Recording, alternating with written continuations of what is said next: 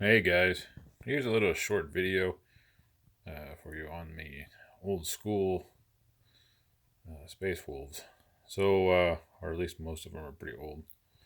They're all metal. I think they still make these guys, or did, in resin for a while.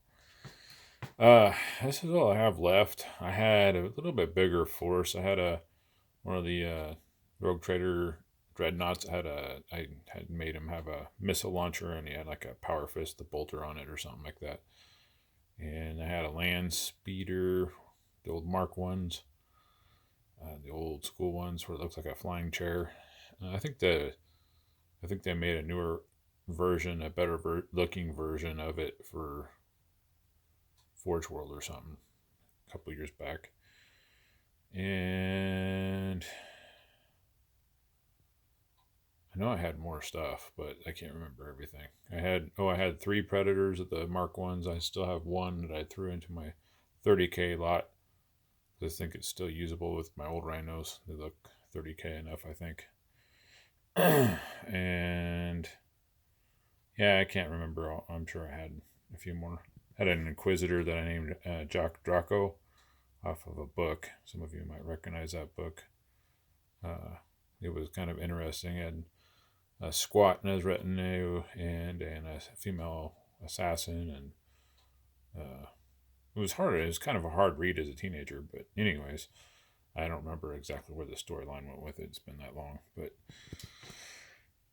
what I have here, obviously the main three characters here. You guys probably familiar with them.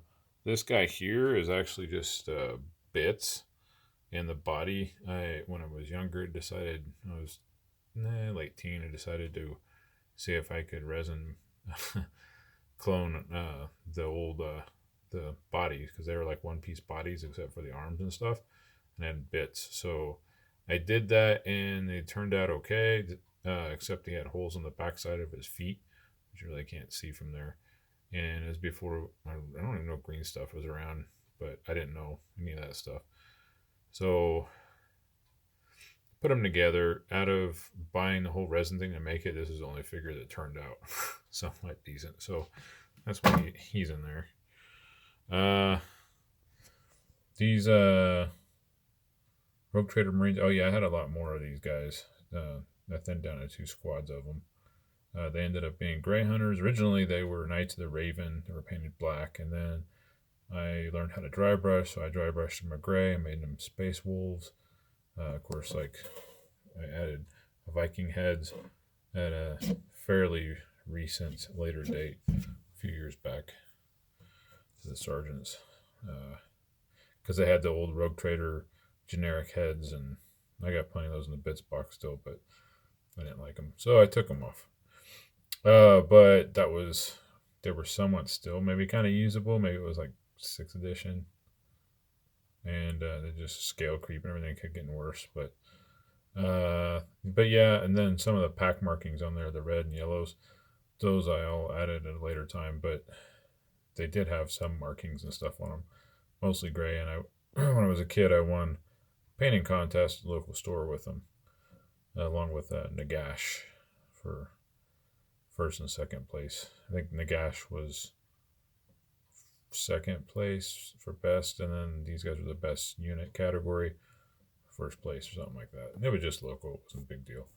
And then those guys in the back are my one of my Devastator squads I still have. I like the guy on the far left. He's got a hole through his arm and blood squirt all over his face.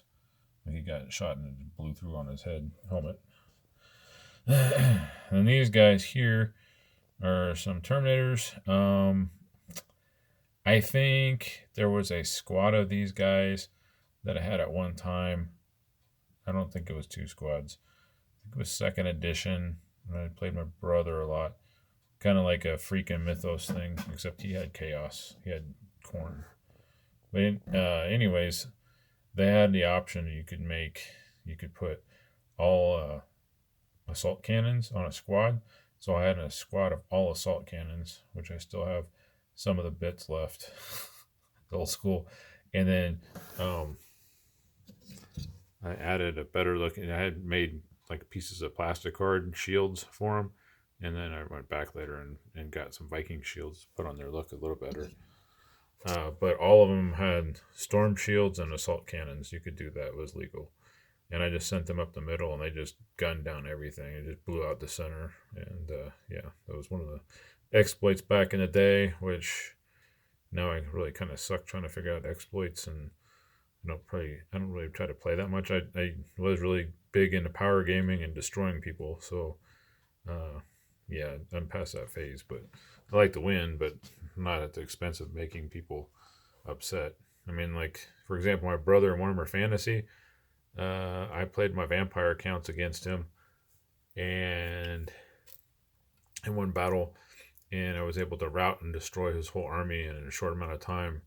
I also had a dragon that came down as well, and destroyed his Bretonians, and he got so upset, and I was so proud of myself. Of course, from teenagers, I decided to take a picture. I got it somewhere of him crying.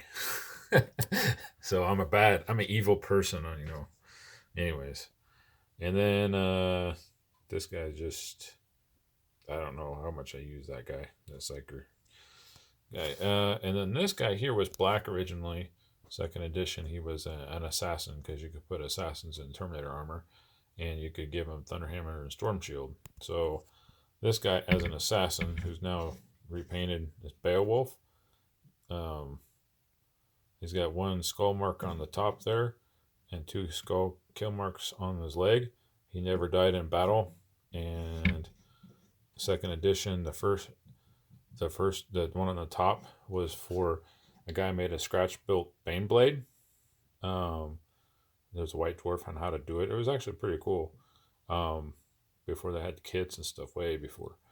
And he built it, and I painted his Baneblade, and we played a 40k game. And I didn't know how to deal with it, but sent him down, and he teleported down, and you could actually land on top of the thing with the rules. So he actually landed center on top of the Baneblade, turn one, I think it was, before the thing could even shoot. And he rolled like basically tons of sixes. I just rolled ungodly, and he like penetrated the armor, and he got right through and hit the reactor, and it was a critical explosion. It blew up, and not only blew up, it took a lot of his forces with it. And then he made his invulnerable save and just walked out of it unscathed.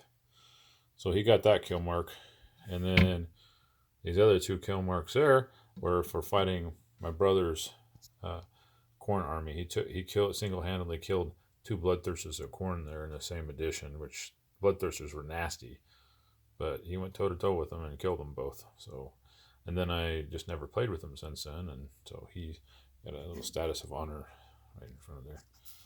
So that's my old school guys there. I'll share more stuff later with you guys, but hope you enjoyed.